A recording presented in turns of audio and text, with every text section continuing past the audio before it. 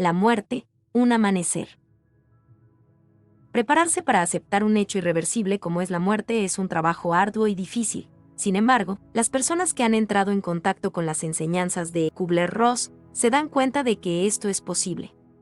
Día a día, los esfuerzos que la medicina hace por salvar a la humanidad son boicoteados por los cada vez más abundantes y graves accidentes de tráfico. En ellos pierden la vida gentes que no estaban preparadas para ello, jóvenes cuya misión en esta vida queda así truncada, y quedan padres que deberán vivir con este dolor durante el resto de su vida. En este libro podemos conocer la experiencia personal que indujo a la autora a permanecer junto a los enfermos terminales para que pudieran preparar el momento de la muerte de manera digna. No debemos olvidar que trabajaba en Estados Unidos y en una época en la que la rigidez de los horarios y la inmensidad de las ciudades hacían que estos enfermos permanecieran solos durante muchas horas. Con su compañía, Elizabeth Kübler-Ross pudo comprender los momentos de soledad y agobio que preceden a toda muerte. Las circunstancias de nuestro país no son exactamente las mismas, pero el ser humano sí es el mismo y dichas experiencias pueden ayudarnos a preparar tanto a los nuestros como a nosotros mismos. Cuando una médico con 28 títulos honoris causa en su haber y más de 20 años de experiencia, acompañando en el momento de la muerte a miles de personas en todo el mundo, comparte con nosotros sus vivencias místicas, experiencias que me han ayudado a saber, más que a creer, que todo lo que está más allá de nuestra comprensión científica son verdades y realidades abiertas a cada uno de nosotros. Debemos leerla atentamente y con humildad. Pero debemos, ante todo, congratularnos.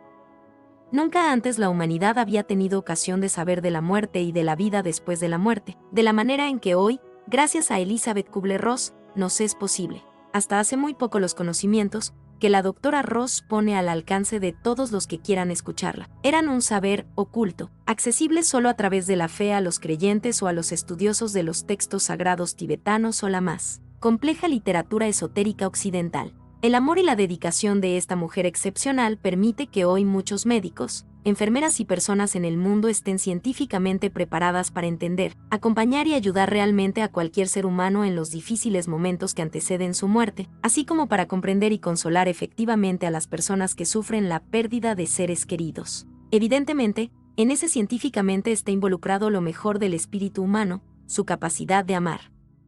Con una actitud rigurosa y valiente, Kübler-Ross ha investigado en el dolor y la conclusión, a sus muchos años de desvelos al lado de sus pacientes, podría resumirse así: busqué a mi alma no la pude ver. Busqué a mi Dios me eludió.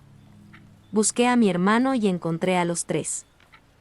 La doctora Elizabeth Kübler-Ross, originaria de Suiza, trabaja en su especialidad y ejerce la docencia en distintos hospitales y universidades estadounidenses desde hace más de 20 años. En Estados Unidos, su patria adoptiva, goza de una gran reputación en el campo de la tanatología, al punto de que sus libros se han convertido en obras de imprescindible consulta para médicos y enfermeras. Admirada y respetada, no hay seguramente en el mundo una personalidad científica a quien se le hayan otorgado tantos títulos de doctor honoris causa. Kübler-Ross ha permanecido cientos de horas junto al lecho de enfermos moribundos, cuyos comportamientos, anotados minuciosamente, fueron bosquejados por la autora en 5 fases. Durante un largo tiempo, mientras anotó y publicó sus observaciones acerca de la forma de vida y de los sufrimientos de sus pacientes. Hasta el momento de la muerte clínica de estos, recibió la aprobación de sus colegas. Esa actitud de apoyo, sin embargo, no persistió. Desde el momento en que la doctora Kübler-Ross, tanto en sus conferencias como en sus entrevistas, hizo pública la información que a través de su práctica profesional cotidiana le aportaban a menudo los enfermos moribundos sobre sus experiencias extracorporales, es decir, sus experiencias del más allá, y que ella, comparándolas con sus propias experiencias, no estaba dispuesta a rechazar, ni a tratarlas como si fuesen alucinaciones. Desde ese momento, muchos de sus colegas establecieron una línea divisoria, e incluso llegaron a declarar que estaba trastornada. La realidad es que no pudo admitirse que de golpe la doctora Kübler-Ross se inclinase hacia un campo de investigación considerado como no serio, el de la indagación de la cuestión de la vida después de la muerte. De acuerdo con el pensamiento materialista, no podía existir vida después de la muerte, puesto que el hombre y su cuerpo, constituido por átomos y dotado de energía, son una unidad, una misma cosa, de tal modo que al morir el cuerpo, su alma, y por consiguiente la totalidad de su existencia, debe considerarse extinguida. El hecho de que Elizabeth Kubler-Ross prosiguiese su investigación traspasando la línea nítida de demarcación de lo que se consideraba explorable y que, a pesar de todas las manifestaciones de hostilidad recibidas, continuase relatando con coraje los resultados obtenidos en sus observaciones, a muchos les pareció una traición a su integridad científica. En una entrevista de las tantas de que fue objeto, ella expresó lo siguiente: en toda investigación científica es honesto, en mi opinión, aquel que lleva un registro de sus hallazgos y es capaz de explicar el procedimiento por medio del cual ha llegado a las conclusiones que defiende. Se debería desconfiar de mi conducta científica e inclusive degradarme, si yo publicase solo con el ánimo de complacer a la opinión general. Puedo decir con toda claridad que mis propósitos no son los de convencer o convertir a la gente. Considero que mi trabajo consiste por excelencia en salvaguardar los resultados logrados en la investigación, entregándolos al conocimiento de los demás. Aquellos que estén preparados captarán lo que digo y me creerán. Y los que no lo estén, argumentarán con sutilezas del raciocinio y con pedantería. Aun cuando la doctora Kubler-Ross, desde hace más de una década, se ha convertido en una celebridad en Estados Unidos, solo en los últimos años comienza a ser conocida en Europa. En Francia intervino con eficiencia en el programa de televisión del señor B. Martino, titulado Viaje al fin de la vida, y, a la vez, los telespectadores suizos pudieron verla con ocasión de un programa donde tuvo la oportunidad de presentar sus ideas junto al teólogo católico, profesor Hans Kuhn. Tanto en Francia, como en Suiza y Alemania, sus publicaciones son cada vez más destacadas. Bajo el auspicio de 2 programas del Südwestfunk, reveló sus convicciones basadas en sus propias investigaciones científicas con 2 temas específicos sobre el proceso por ella estudiado: la muerte es solo un paso más hacia la forma de vida en otra frecuencia, y el instante de la muerte es una experiencia única, bella, liberadora, que se vive sin temor y sin angustia. Seguramente los telespectadores nunca habían oído, proviniendo de un médico, afirmaciones tan positivas sobre la muerte. Y cuando a la doctora se le ha preguntado cuál es su posición sobre ella misma en relación a la muerte, qué le sugiere, y si le teme, ha confesado con total espontaneidad: no, de ningún modo me atemoriza, diría que me produce alegría de antemano. Para ella, el hecho de preocuparse de la muerte no significa una evasión ante la vida, sino todo lo contrario. La integración de la idea de la muerte en el pensamiento de los hombres les permite erigir sus vidas de acuerdo, con propuestas más conscientes, más meditadas, alertándolos sobre el uso que hacen de ellas, no derrochando demasiado tiempo en cosas sin importancia. La muerte, que hasta el presente solo infundía en el hombre moderno un pavoroso temor, de tal modo que se prefería ignorarla, rechazarla con pleno conocimiento, como la enemiga de la vida, va dejando de provocar espanto. Una mujer dedicada a la medicina, esta positiva criatura viviente, ha descubierto en el transcurso de sus investigaciones que no tenemos nada que temer de la muerte, pues la muerte no es el fin sino más bien un radiante comienzo. En una entrevista retransmitida por la televisión suiza, el profesor Hans Kuhn destacó la importancia de esta valiente mujer, expresando que una incalculable cantidad de personas, y no solamente los teólogos, le están infinitamente agradecidos, puesto que al plantearse estos problemas acerca de la muerte, rompe el tabú y agrega a la medicina otro marco de referencia, abriéndola de nuevo a estas cuestiones. En la misma entrevista, Elizabeth Kubler-Ross declara que nuestra vida en el cuerpo terrenal solo representa una parte muy pequeña de nuestra existencia. La vida no está, pues, como las ciencias adeptas al materialismo lo dicen, limitada a una existencia única. Esta vida terrenal es más bien una minúscula parte de una existencia individual global que se proyecta bastante más allá de nuestra vida de aquí abajo. No nos transmite una sensación de tranquilidad saber que nuestra muerte no es el fin, simplemente la total aniquilación, sino que nos esperan alegrías maravillosas. Esas conferencias y entrevistas nos han dado la información sobre los puntos de vista de Elizabeth Kubler-Ross y de cómo ha llegado al conocimiento y a la convicción de una vida después de la muerte, y cuáles son las experiencias de los hombres inmediatamente después de haber muerto. El presente libro debe su origen a varias de esas conferencias dadas por la autora con el tema general de la vida después de la muerte. Se han utilizado 3 fuentes concretas. En primer lugar, una conferencia que tuvo lugar en Suiza en diciembre de 1982 con el título Leben und Sterben, Vivir y Morir, que hemos resumido para no anticiparnos a las conclusiones de las dos contribuciones que le siguen. Nos referimos a una conferencia realizada en el año 1977 en San Diego, California, donde la autora disertó sobre el tema del título, La muerte no existe. Finalmente, se contó también con una casete de enseñanzas que la doctora Kubler-Ross había grabado en 1980, bajo el título de La vida, la muerte y la vida después de la muerte, vivir y morir. Hay mucha gente que dice, la doctora Ross ha visto demasiados moribundos. Ahora empieza a volverse rara. La opinión que las personas tienen de ti es un problema suyo, no tuyo. Saber esto es muy importante. Si tenéis buena conciencia y hacéis vuestro trabajo con amor, se os denigrará, se os hará la vida imposible y 10 años más tarde os darán 18 títulos de doctor honoris causa por ese mismo trabajo.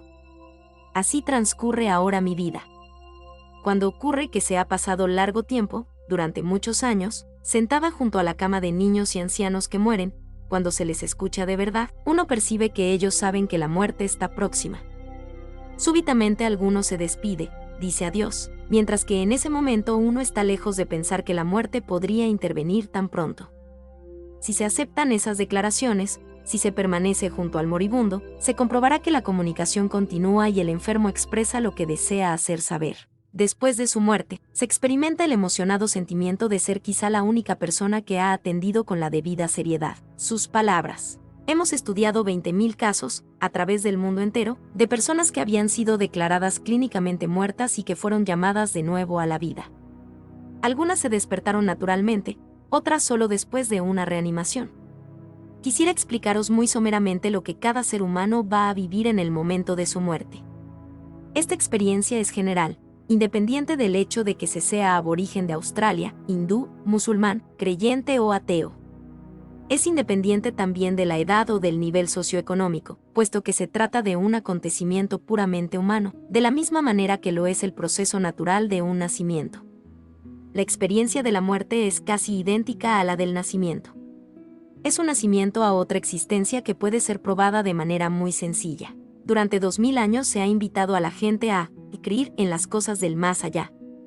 Para mí esto no es un asunto más de creencias, sino un asunto del conocimiento.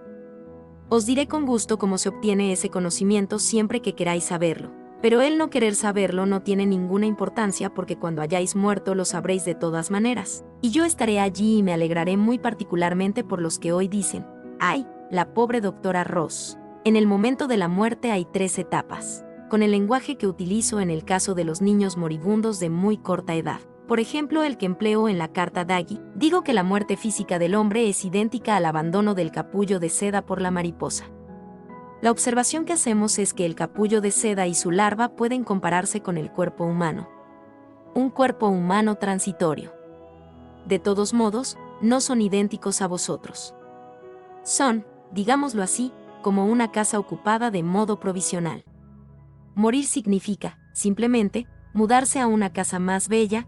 Hablando simbólicamente, se sobreentiende, desde el momento en que el capullo de seda se deteriora irreversiblemente, ya sea como consecuencia de un suicidio, de homicidio, infarto o enfermedades crónicas, no importa la forma, va a liberar a la mariposa, es decir, a vuestra alma. En esta segunda etapa, cuando vuestra mariposa, siempre en lenguaje simbólico, ha abandonado su cuerpo, vosotros viviréis importantes acontecimientos que es útil que conozcáis anticipadamente para no sentiros jamás atemorizados frente a la muerte. En la segunda etapa estaréis provistos de energía psíquica, así como en la primera lo estuvisteis de energía física. En esta última vosotros tenéis necesidad de un cerebro que funcione, es decir, de una conciencia despierta para poder comunicar con los demás. Desde el momento en que este cerebro, este capullo de seda, tarde o temprano presente daños importantes, la conciencia dejará de estar alerta, apagándose. Desde el instante en que ésta falte, cuando el capullo de seda esté deteriorado al extremo de que vosotros ya no podáis respirar y que vuestras pulsaciones cardíacas y ondas cerebrales no admitan más mediciones, la mariposa se encontrará fuera del capullo que la contenía. Esto no significa que ya se esté muerto, sino que el capullo de seda ha dejado de cumplir sus funciones. Al liberarse de ese capullo de seda, se llega a la segunda etapa, la de la energía psíquica. La energía física y la energía psíquica son las dos únicas energías que al hombre le es posible manipular. El mayor regalo que Dios haya hecho a los hombres es el del libre albedrío.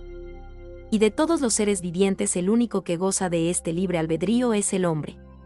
Vosotros tenéis, por tanto, la posibilidad de elegir la forma de utilizar esas energías, sea de modo positivo o negativo. Desde el momento en que sois una mariposa liberada, es decir, desde que vuestra alma abandona el cuerpo, advertiréis enseguida que estáis dotados de capacidad para ver todo lo que ocurre en el lugar de la muerte, en la habitación del enfermo, en el lugar del accidente o allí donde hayáis dejado vuestro cuerpo. Estos acontecimientos no se perciben ya con la conciencia mortal, sino con una nueva percepción. Todo se graba en el momento en que no se registra ya tensión arterial, ni pulso, ni respiración, algunas veces incluso en ausencia de ondas cerebrales.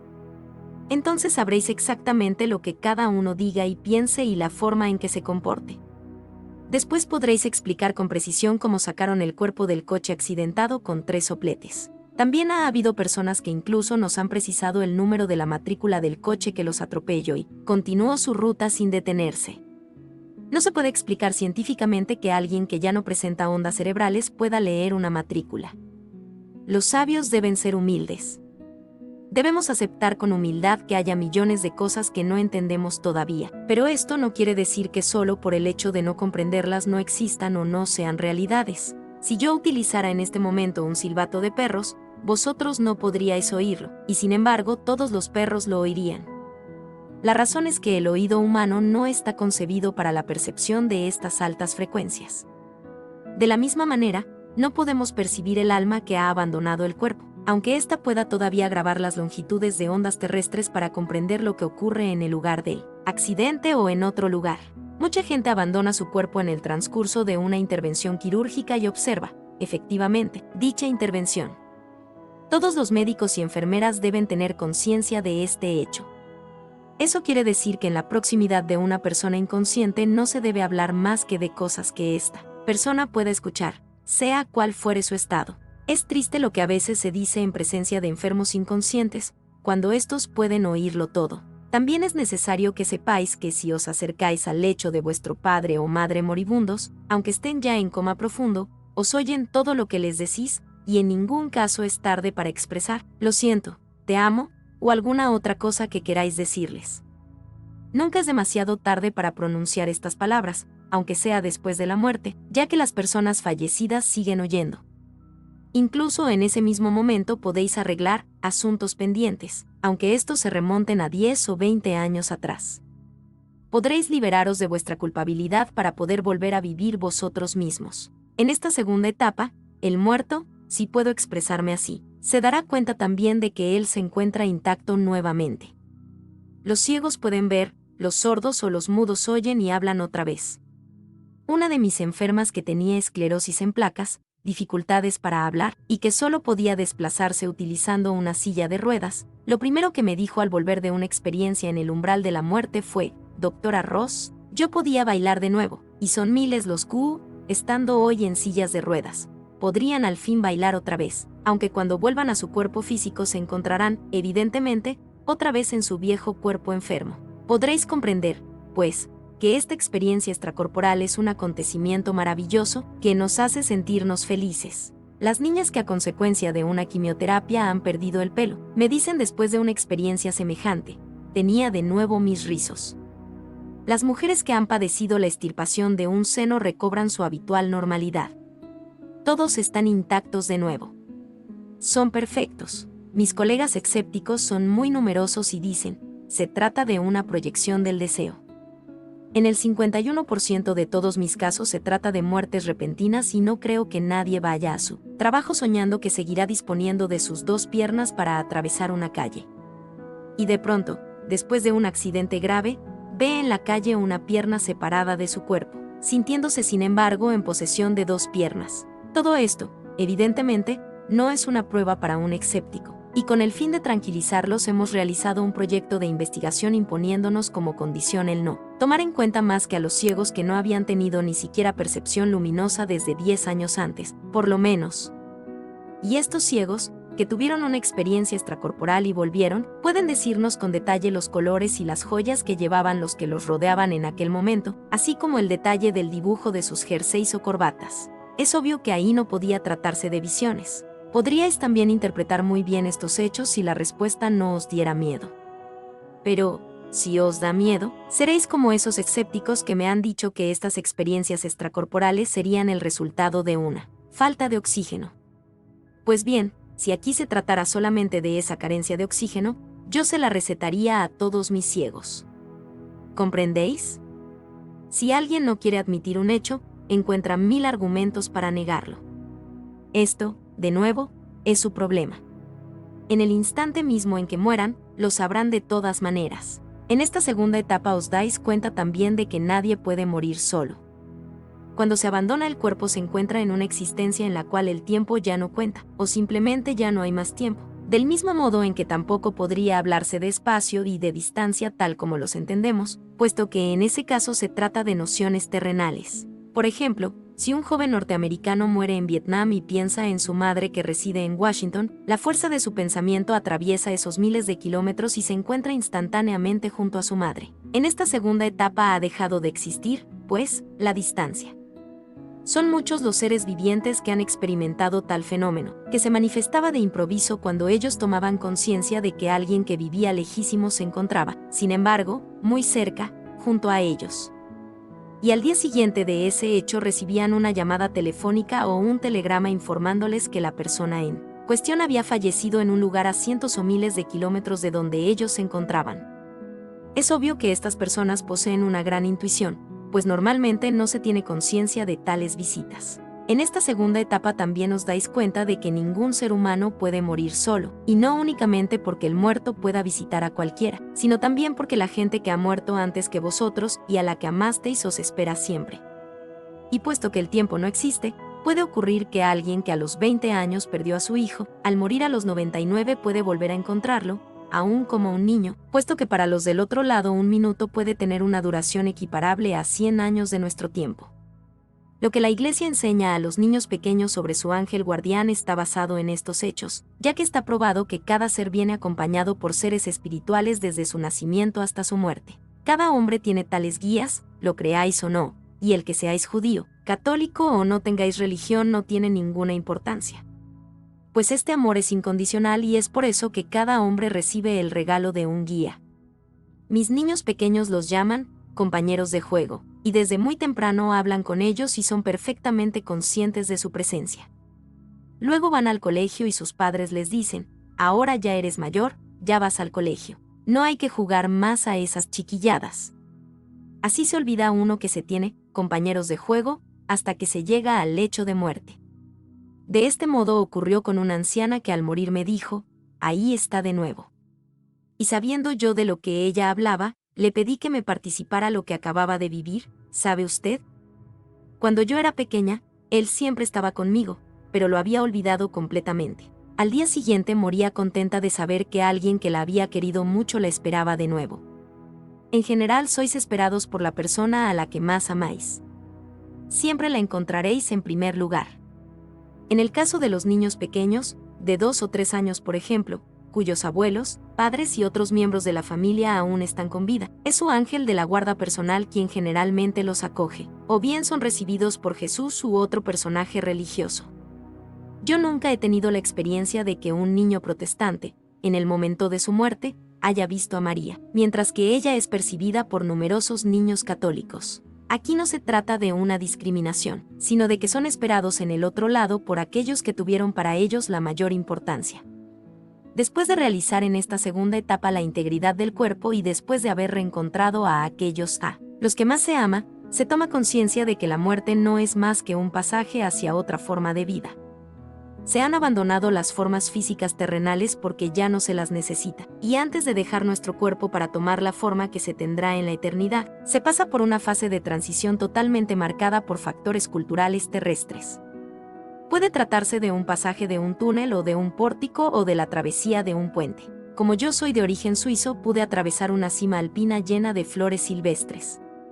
Cada uno tiene el espacio celestial que se imagina, y para mí evidentemente el cielo es Suiza, con sus montañas y flores silvestres.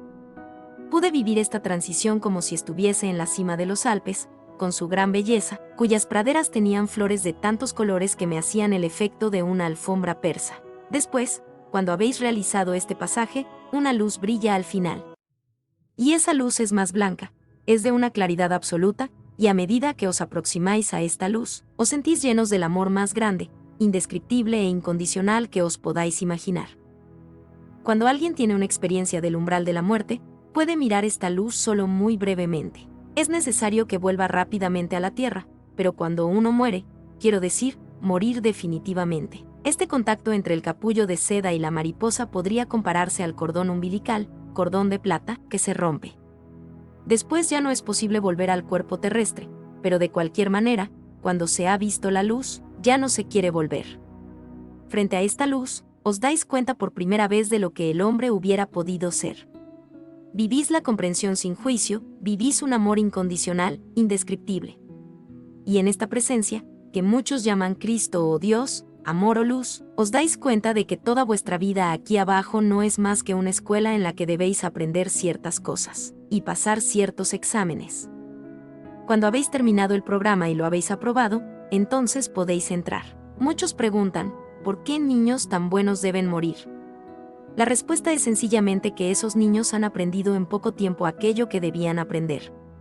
Y según las personas se tratará de cosas diferentes, pero hay algo que cada uno debe aprender antes de poder volver al lugar de donde vino, y es el amor incondicional.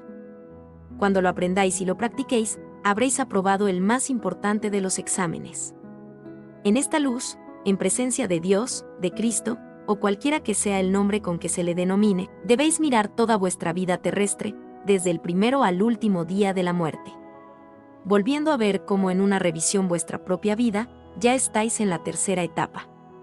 En ella no disponéis ya de la conciencia presente en la primera etapa o de esa posibilidad de percepción de la segunda. Ahora poseéis el conocimiento. Conocéis exactamente cada pensamiento que tuvisteis en cada momento de vuestra vida. Conocéis cada acto que hicisteis y cada palabra que pronunciasteis. Esta posibilidad de recordar no es más que una ínfima parte de vuestro saber total. Pues en el momento en que contempléis una vez más toda vuestra vida, interpretaréis todas las consecuencias que han resultado de cada uno de vuestros pensamientos, de cada una de vuestras palabras y de cada uno de vuestros actos. Dios es el amor incondicional. Después de esta revisión de vuestra vida, no será a Él a quien vosotros haréis responsable de vuestro destino. Os daréis cuenta de que erais vosotros mismos vuestros peores enemigos, puesto que ahora debéis de reprocharos el haber dejado pasar tantas ocasiones para crecer. Ahora sabéis que cuando vuestra casa ardió, que cuando vuestro hijo murió, que cuando vuestro marido fue herido, o cuando tuvisteis un ataque de apoplejía, todos estos golpes de la suerte representaron posibilidades para enriquecerse, para crecer. Crecer en comprensión, en amor, en todo aquello que aún debemos aprender. Ahora lo lamentáis. En lugar de haber utilizado la oportunidad que se me ofrecía, me volví cada vez más amargo. Mi cólera y también mi negatividad han aumentado. Hemos sido creados para una vida sencilla, bella, maravillosa. Y quiero destacar que no solo en América hay niños apaleados, maltratados y abandonados, sino también en la bella Suiza. Mi mayor deseo es que veáis la vida de una forma diferente. Si considerarais la vida desde el punto de vista de la manera en que hemos sido creados, vosotros no plantearíais más la cuestión de saber qué vida se tendría el derecho de prolongar. Nadie preguntaría más si es necesario administrar o no un cóctel de litio para abreviar el sufrimiento. Morir no debe significar nunca padecer el dolor. En la actualidad la medicina cuenta con medios adecuados para impedir el sufrimiento de los enfermos moribundos. Si ellos no sufren, si están instalados cómodamente, si son cuidados con cariño y si se tiene el coraje de llevarlos a sus casas, a todos, en la medida de lo posible, entonces nadie protestará frente a la muerte. En el transcurso de los últimos 20 años solamente una persona me ha pedido terminar. Es lo que nunca he comprendido. Me senté a su lado y le pregunté, ¿por qué quiere hacerlo? Y me explicó, yo no lo quiero, pero mi madre no puede soportar todo esto. Por eso le he prometido pedir una inyección. Claro está que hablamos con la madre y la ayudamos. Se vio que no era la ira la que le hacía expresar esta petición desesperada, sino que todo se había vuelto demasiado duro para ella. Ningún moribundo os pedirá una inyección si lo cuidáis con amor y si le ayudáis a arreglar sus problemas pendientes. Querría subrayar que a menudo el hecho de tener un cáncer es una bendición. No voy a minimizar los males del cáncer, pero quisiera señalar que hay cosas 1000 veces peores. Tengo enfermos que sufren esclerosis lateral amiotrófica, es decir, una enfermedad neurológica en la que la parálisis se instala progresivamente hasta la nuca. Estos enfermos no pueden ni respirar ni hablar. No sé si os podéis imaginar lo que significa el estar totalmente paralizado hasta la cabeza. No se puede ni escribir ni hablar ni nada. Si alguien entre vosotros conoce a personas afectadas de ese mal, hágamelo saber, pues tenemos un tablero de palabras que permite al enfermo comunicarse con vosotros. Mi deseo es que demostréis a los seres un poco más de amor. Meditad sobre el hecho de que a las personas a las que cada año ofrecéis el mejor regalo de Navidad son a menudo aquellas a las que más teméis o por las que tenéis sentimientos negativos. ¿Os dais cuenta? Yo dudo de que sea útil hacer un gran regalo a alguien si se le ama incondicionalmente. Hay 20 millones de niños que mueren de hambre. Adoptad uno de esos niños y haced regalos más pequeños.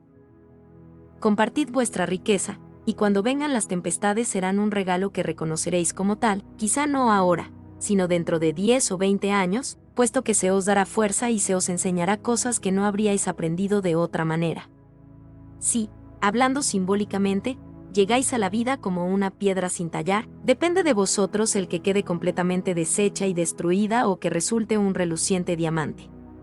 Para terminar, quisiera aseguraros que estar sentado junto a la cabecera de la cama de los moribundos es un regalo, y que el morir no es necesariamente un asunto triste y terrible. Por el contrario, se pueden vivir cosas maravillosas y encontrar muchísima ternura. Si transmitís a vuestros hijos y a vuestros nietos, así como a los vecinos, lo que habéis aprendido de los moribundos, este mundo será pronto un nuevo paraíso. Yo pienso que ya es hora de poner manos a la obra. Sígueme en este canal para conocer más información sobre temas filosofías de vida. Siempre es bueno tener medios como estos que nos permitan tener sabiduría y sacarle el mejor provecho a cada día. Recuerda la gran frase Carpe diem, tempus fugit, es decir, aprovecha el momento, el tiempo vuela.